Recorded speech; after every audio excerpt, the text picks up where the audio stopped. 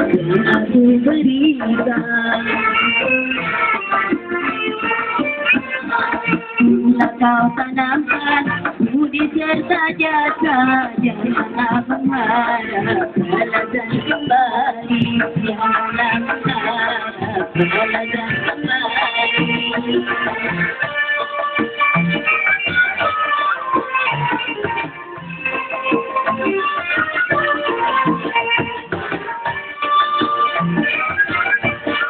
Budi yang mulia akan berguna, walaupun sekedar tetapkan berharga.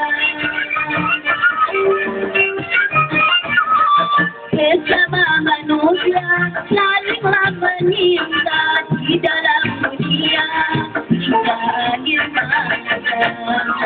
Coba kau pikirkan atau kau renungkan sekedar nasihat aku berikan. Bila kau tanamkan budi serta jasa, janganlah mengharap balasan kembali. Janganlah mengharap balasan